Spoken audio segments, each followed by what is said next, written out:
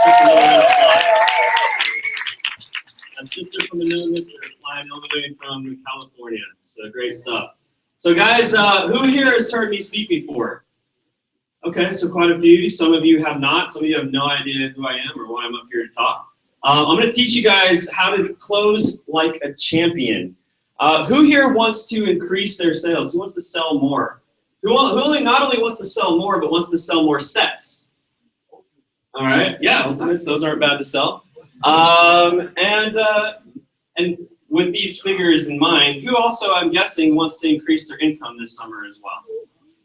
Who also wants to increase their ability to interact with anybody in any situation, whether it's selling Cutco, whether it's personally, whether it's getting a date, whether it's asking for a job, no matter what. Who wants to increase their ability and their capacity? Everybody? Good. I see some people not raising their hands. If you're confused, it's okay. We'll move along. So for those who did raise their hands, which is like 99% of everyone in here, I'm going to teach you some really good stuff today. This stuff is the stuff that it's very simple, and it has everything to do with selling Cutco and nothing to do with selling Cutco. It'll help you sell a whole lot more knives, and it'll help you in every area of your life. This is going to be the stuff that I've used to not only hit $1 million in personal sales, around all my coaching. I coach managers, I coach reps all over the nation. That's mainly my main role now. And around that, I do sell part-time because I love helping customers get Cutco. And this is the stuff that helped me sell 100 grand last year in 17 days and get 52K in 8 days this year. And this is also the stuff that I've taught my PR, Justin Leffert, who's the #1 selling rep in Houston history at 1.9 million. It's a good PR to get. And this is the stuff that I teach my coaching clients to help them win Silver Cup championships, finish top 10, top 20 nationally. Who in here would like to win a scholarship or finish top 20, top 10 nationally? Awesome. All right, so I'm going to give you some really good stuff. I'm going to give you everything that you could possibly need to take yourself to that level. But as good as the good stuff that I'm going to give is good, does it matter how good it is unless you're fully present, unless you're fully attentive, unless you're fully taking notes and engaged? Does any of it matter? No. So I'm going to give you the goods, but it's up to you to receive it. It's up to you to be fully present, fully engaged, fully focused. Have your hands, your pens, your notebooks, everything ready. Because guys, even if you're really good at mental notes, it's just been scientifically proven that you just remember more if you write it down, no matter how good of a mental note taker you are. So I'm going to encourage you to have your notes ready, be fully attentive, avoid distractions. Okay, if someone walks through the door and the door opens, guess what? That just means someone came in the room. So we don't have to all be like, huh? What's going on? Okay? Make sure you don't stare at your phone the whole time. Be here, be present, because otherwise, unless you're here and present, you're not going to get the most you can from this. Sound good, guys? Good? Okay, so I'm going to give you an acronym for closer. An acronym for closer. So we're going to start with C. We're actually going to spend a lot of time on C because it's one of the most important parts. So C stands for certainty. What does it take to be a closer? What does it take to close? And now when I mean closer, I mean not only someone who goes in and closes deals, closes sales, closes sets. I'm talking the kind of person who can just step up in a situation where everyone's freaking out and you can handle it. You're the guy that if the score is tied and there's 5 seconds left in the game, you get that ball. Give me the ball. I'm going to close this game out. I'm going to win this game for us. A closer is someone who can step in and handle a situation and get the result that they're wanting, whether that's selling a set or whether that's engaging an audience. So the first is for certainty. C is for certainty. Now certainty, I mean confidence. I mean a feeling of in control. And the reason why this is so important, think of anyone who succeeded at a high level. Think of the greatest sports achievers. Think of the greatest musicians, the greatest actors, anyone who's in performance. The greatest performers, one thing they all have in common is they're massively certain. They're massively certain. They know what they're doing, they know what they're wanting, they know why they want it, and they know they're going to get it. Does it sound like a common characteristic of the people that we look up to, the people who achieve the greatest achievements? Massive certainty. So what is massive certainty? How do people get certainty? Most people have a flawed rule that says in order for me to be certain, aka confident, I must have done blank or ... they let their confidence be only a result of their competence. But how are you supposed to be confident in something you've never done before then? Most people wait to get confidence until after they feel competent. It's called the confidence-competence loop. But for some things that we're going after, if you've never sold an ultimate, if you've never had a 10K or 20K or 30K or 40K or 50K push, if you've never done these things, it's hard to feel competent that you can do it. So how do you get into that loop if you haven't had the confidence yet? I'm going to show you a few things that can help you be instantly certain, feel instant confidence. Some of you guys have seen this before. A large part of how we're feeling on a moment-to-moment basis is called state, mental and emotional state. And certainty is a state. Certainty is a mental and emotional state of being. And there's three things that determine our state more than anything. The first thing that determines our state is physiology, aka how we use our body, how we use our breath, how we use our vocal tone. Some of you have seen this before, but all of us are going to get a chance to do this. By the way, if we go over anything that we've covered before, it's always important to still be listening, to still be hearing what else is new that you can learn, because you're never in the same river twice. It's always different flowing waters. Even if you've heard some of this before, where you're at right now, can hear this in a different place and then get more out of it. So, to show you an example of what physiology looks like and how this affects us, I want everybody right now to show me physiologically, aka how you're using your body, show me what it looks like to feel really sad. Go ahead and show me real quick. Show me. Everyone show me sad. Show me sad, show me sad, show me sad, show me more sad, even more sad. Okay? You don't have to cry, you don't have to be that sad. But show me, look at go ahead, keep showing me, show me sad. Laughing is not sad. Go to sad. Quick, go to sad, go to sad, go to sadder. If you were really depressed, what does that physiologically look like? Now, most of us in here are not professional psychologists, but even though we're not professional psychologists, most of us have ingrained into our nervous system what sad feels like and looks like. Is this correct?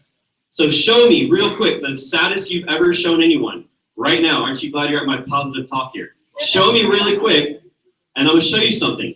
Play full out. Go ahead and show me what's sad. Real is. Quick. Show me. Shoulders down, head down. Notice how shallow your breathing is. Notice how you have this look on your face, like, oh, geez, what's the point?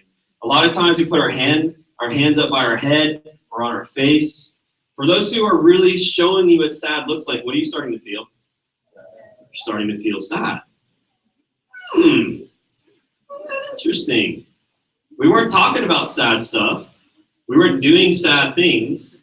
But just by holding a physiological posture that says, I am sad, your body is telling your brain, we are sad. Go to sad, think sad thoughts. See, guys, emotions don't come to us, we go to them. But they're so quick, and there's such a pattern unconsciously, there's such an unconscious pattern that most of us don't even know we're going to our emotions. We go to them, they don't go to us. So let me show you real quick how you can go from, oh, geez, I'm so sad, to instantly certain. So on a count of 3, I want everyone to stand up. You're going to have to stand up quickly. I want you to stand up like you're instantly certain. Don't stand up yet. Count of 3. 1. You're going to go from sad. You might have to place a book on the ground or whatever. You don't want to like fly and have the notebook hit your neighbor. 1. Instantly show me how you can go from, oh, geez, life sucks, to, woohoo, I'm great. 1, 2, 3, go. All right, now stand. By the way, how instantly did you feel? All right, now I want you to stand now. That as cool as that was, now stand like you're completely confident and certain. I want you to maybe remember a time where you like really kicked ass in your life, if there was ever a time, and or remember a time where you just felt really good about yourself. Everyone stand that way right now. And if you stand really certain, like you're a champion, like you just won something, like you just asked someone on a date and they said yes. Like I want you to stand like you just own yourself. Stand like you own yourself right now. Where are your shoulders? Up and back, right? Where's your chest? Is it like, knees? Right, chest is up, right? Feel that, notice that. Now we're gonna take it to another level. Harvard did a study on this, they proved the validity of it.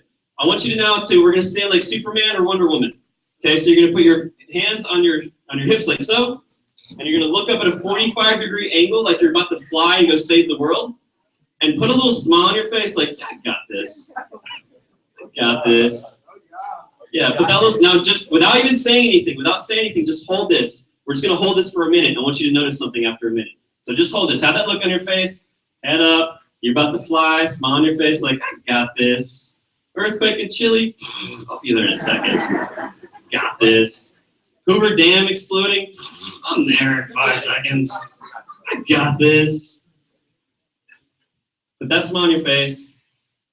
Keep that smile. Keep that head tilted like you're about to fly. Kind of feel that feeling like your feet are about to lift off the ground.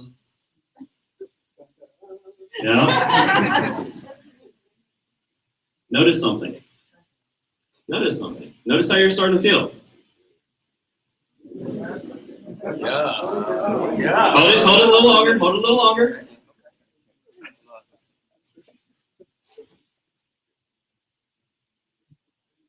By holding this pose for 1 minute, Harvard scientists discovered that you increase your testosterone by 28% and you lower your cortisol by 20%.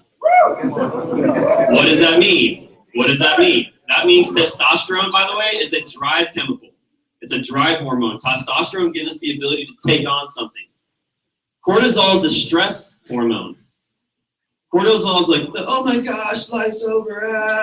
Cortisol is like, I just had a no-cell and I hate my life.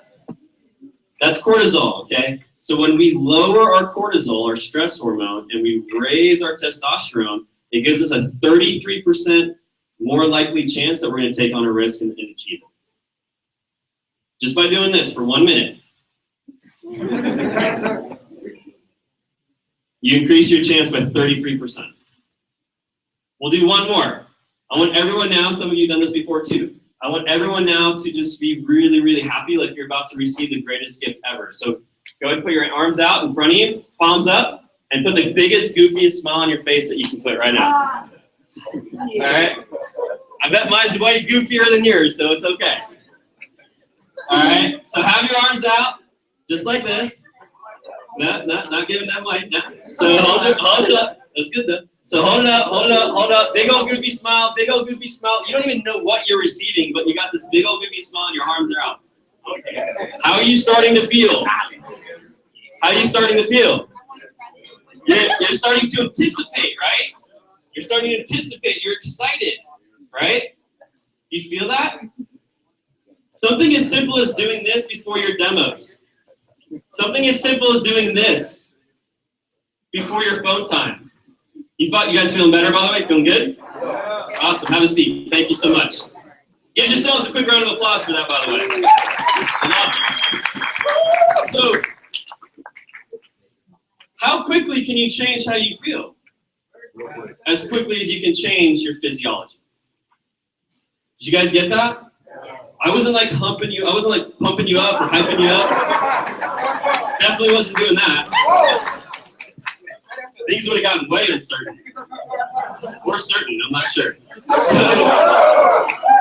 either way, I wasn't pumping you up or hyping you up. Go ahead and combine the wrong words there. It was simply a natural use of your physiology. Do you guys get that? Do you guys get that? How quickly can you change it? Instantly. Exactly. Let me show you another quick one for certainty. Another one is your mental focus. What you say to yourself, the questions you ask yourself, what you're putting as an image in your mind over and over and over again. It's so important. Most of us have this need to be certain, to constantly think of ourselves as who we've been. Because it's easier certainty to think of yourself as who you've been than to think of yourself as who you can become. It's easier certainty to think of yourself as who you've been than to be certain in who you can become. So because that's easier certainty, a lot of us, when we think about our lives, when we think about ourselves, when we think about our futures, we tend to think about it as, well, I don't know, I failed in the past. Well, I don't know, this is how I'm limited now. And we think of our future as if we're going to be limited by who we are now and who we've been. So when you envision the future, you want to think of positive outcomes. You want to see it going the way you want. My PR, one of my best friends, Justin Ledford, wrote a great book called Visions to the Top. It talks a lot about this. Envisioning your future. It's vital. Another thing that controls our feelings of certainty is the language you use on a consistent basis. Most of us have very debilitating language patterns.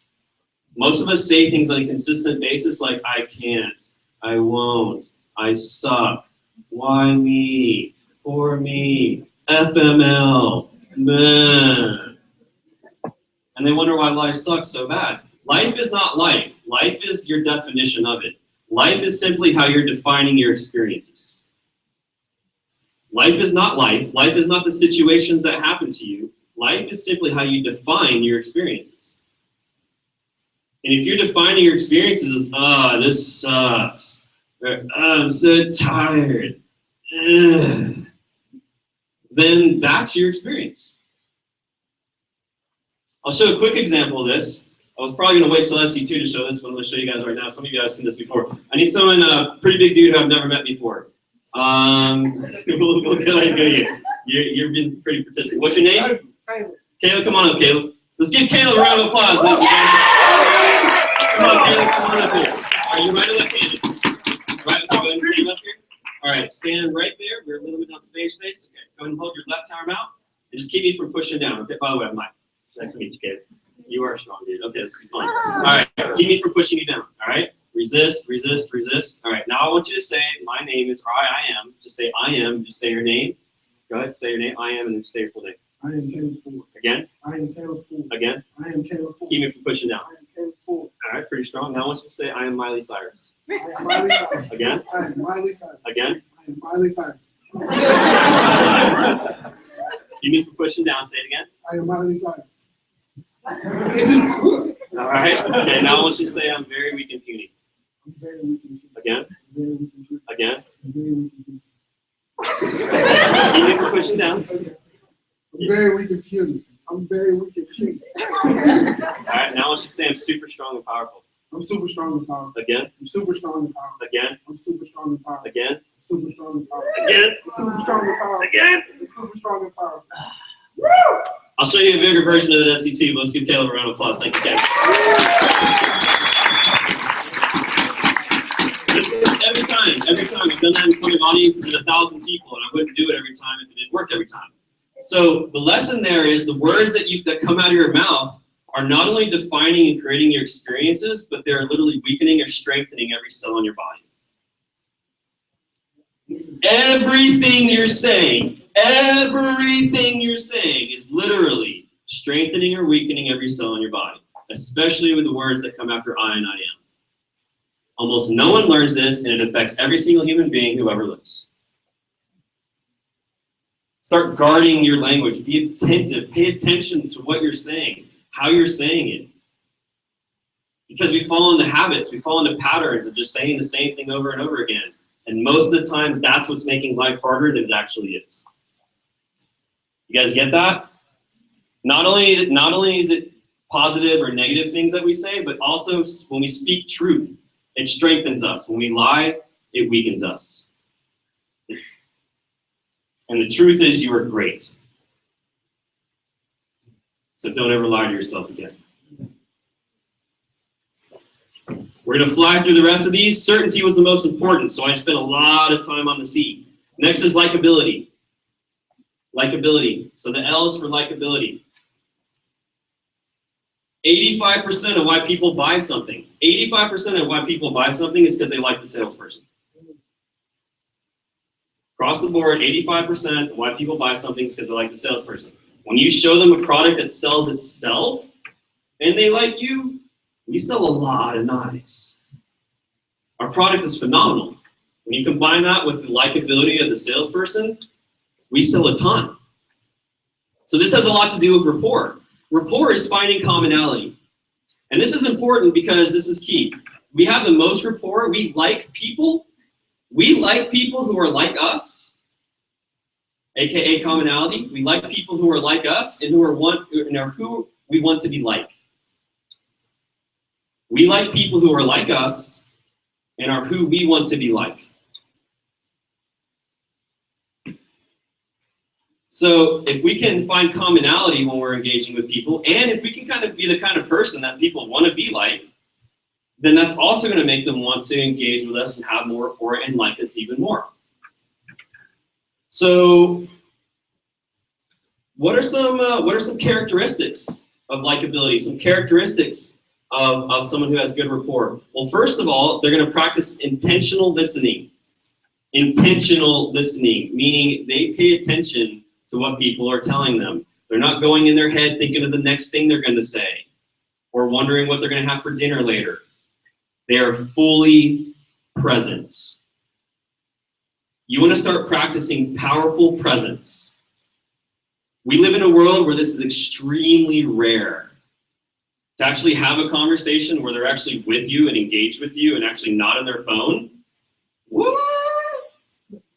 That's crazy.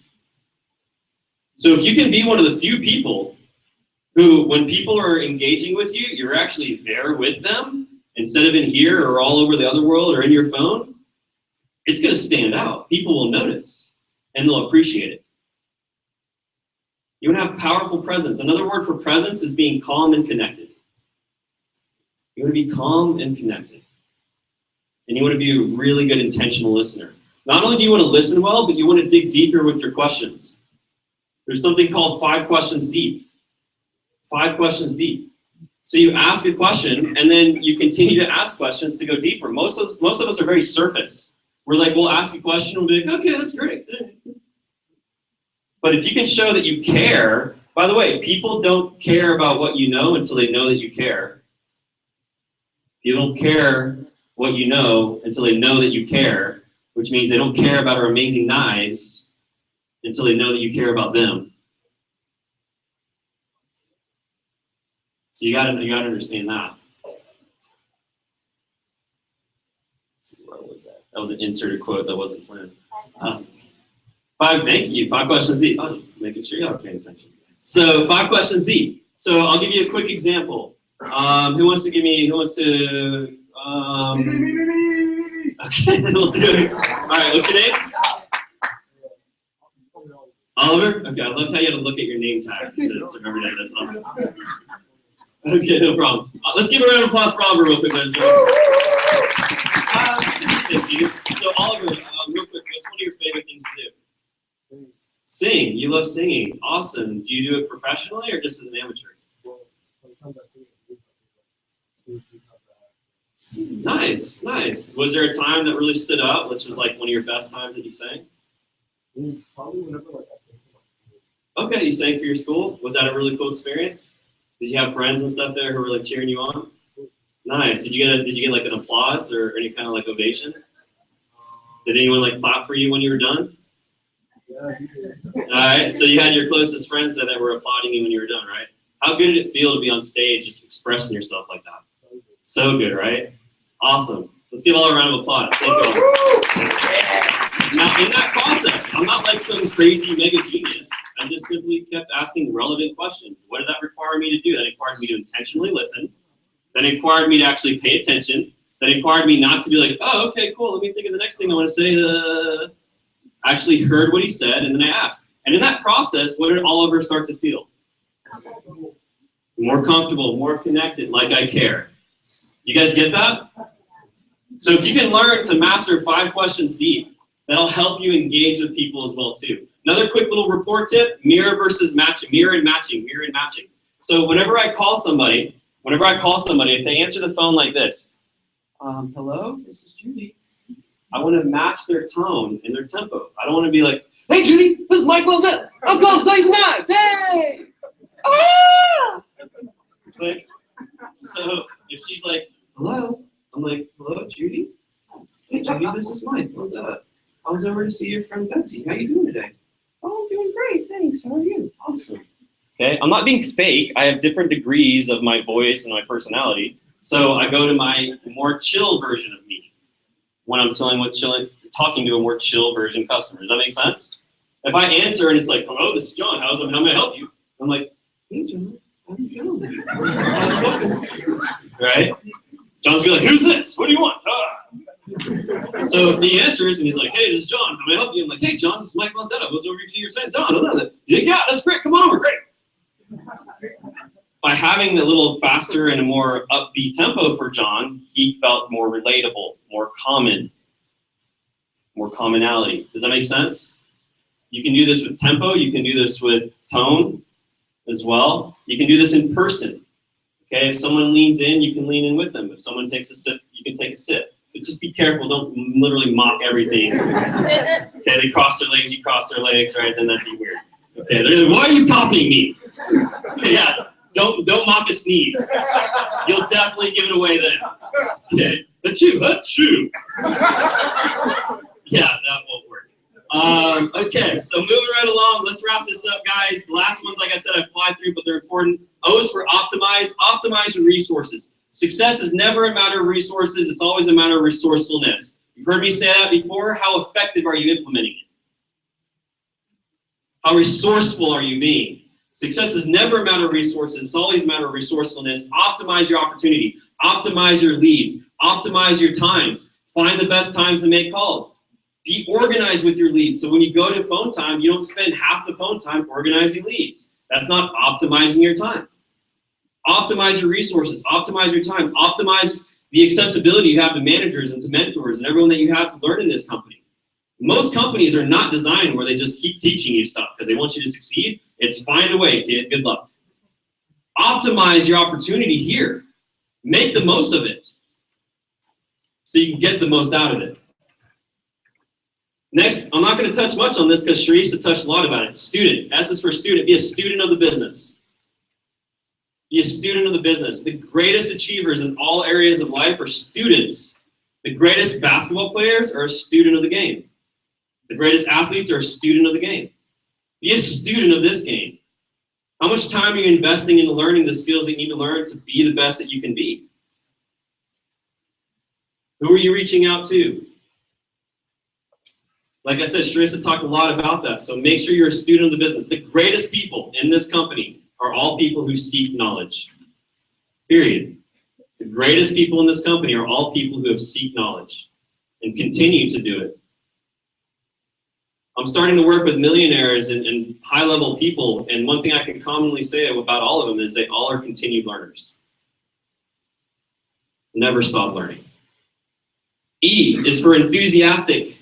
Enthusiastic. The root word for enthusiastic is entheos. It's Greek for godlike or in God. So what does that mean for you? To be enthusiastic, to be godlike, to be in God. As a believer, I'm a believer. So for me, that means to be my best reflection of God that I can be. The values, the characteristics, the things that I value most about how God is, whether it's honesty, whether it's integrity, whether it's determination, whether it's kindness, whether it's love, whether it's joy. I do my best to be my best and give my best. Do the same. Only you know if you're being your best. Only you know if you're giving your best. Own it. Be it. Do it. Be enthusiastic. And then lastly, R is for real. Keep it real. Just keep it real. Be yourself. Don't be perfect. I used to be a perfectionist, okay? And then someone taught me a very valuable lesson. There's no such thing as perfectionists because there's no such thing as perfection. In fact, being a perfectionist is just an excuse to feel good about not taking action. Being a perfectionist is just an excuse to feel good about not taking action. Because you're like, oh, I'll just wait till I've got it all figured out, and then I'll do it. The best people in the world are not perfect. The best salespeople, the best athletes, the best actors, the best of any kind of any performing industry are not perfect, and they never will be. You don't have to be perfect. Write this down, one of the greatest tips I've ever learned. Give up the need to be perfect for the opportunity to be authentic. Give up the need to be perfect for the opportunity to be authentic. No one wants perfect. No one cares for perfect. No one wants to see someone try to be perfect or pretend they're perfect. What we do all want is to be real. What we do all want is authenticity. Give up the need to be perfect for the opportunity to be authentic. Be honest. Have integrity. Keep your word. And when it comes to Cutco, we don't have to lie. We don't have to exaggerate. It's already freaking good enough. Please don't exaggerate it, because that just diminishes the already good credibility. You don't have to say we have a double D edge and adamantium blades and the rivets are made of vibranium. No, okay? We don't have Wolverine claws for blades. We don't have Captain American shields for rivets. So you don't have to make any of that up. It's already freaking awesome. Just state the facts. Because we're already the world's sharpest. We're already the best product you could ever own. Just know that. And just be real. Be real with your customers. Be real with yourself. And in being real, make this the realest summer of your lives. So guys, we're going to celebrate really quick, and then I got to jump to the other meeting. So everyone stand up. We celebrate after all my talks, because when you celebrate, you learn faster. It increases the myelin. By the way, when we stand up, it's hard not to talk. I know. It's like, oh, I'm standing. Oh, I'm standing. You're standing. We're standing. Okay, I understand, but pay attention real quick so we can wrap this up. On the count of 3, we're going to celebrate like you just won everything that's ever important to you. The reason we do this, even if you're an introvert, which I actually am, believe it or not, even if you're an introvert, if you release this excitement out of you, this celebration out of you, it tells your brain, hey, this is important, remember it later. Who here wants to be smarter, faster? If you want to be smarter, faster, literally celebrate your learnings and your brain will remember it quicker. That's praise. So on the count of 3, we're going to celebrate like you just won the Super Bowl, the NBA Finals, the World Series, the Stanley Cup, the Silver Cup, the World Cup, anything that you've ever wanted, $1 million, you found the woman and man of your dreams, all that just happened on the count of 3. You guys ready? Okay, you guys ready? That's all you got. If you're the one standing there not jumping down celebrating, you're going to be the weird one. Okay, so just give it all you got. One rule, don't throw people or things on the count of 3. 1, get ready. Let's celebrate this and the rest of our summer. 2, get ready. 1, 2, 3.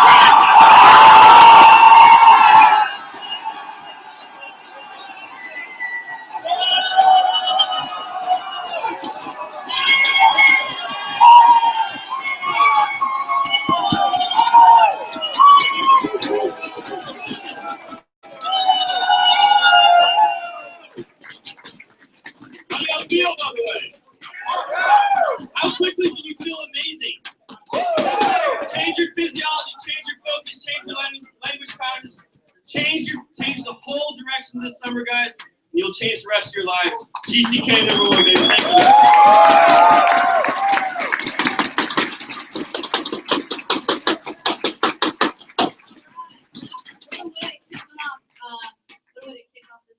Anyway, guys, let's grab a seat. We've got a couple more talks here. Super fired up. How do you guys feel after that talk, by the way? You guys feel pretty good? You guys how many of you guys took at least a half a page of notes? Raise your hand. What about 1 page of notes? 2 pages? 3 pages? 5? Over 5? Oh, damn. Well, next I'm going to introduce Mr. James Rushing. He started in the year 2011. He's listen to this, everybody, 6-time scholarship winner. That's 6 times he won a scholarship. That means 6 times he was either in the top 25 or top 50 college students in the nation. Out of 40,000 people, he was in the top 6 times. Top 15 each time. Top 15 each time. Can I just get a damn? I'm actually saying it's bad. You gotta go the end of it. So he's also won the national representative twice, which the qualification for that is over $150,000 in sales for the year. He just hit his court of honor, meaning he's halfway to the Hall of Fame, $503,000 in career sales. Give a big round of applause for Mr. James Rushing from College Station. Everybody all hyped up after Mike's message? Woo!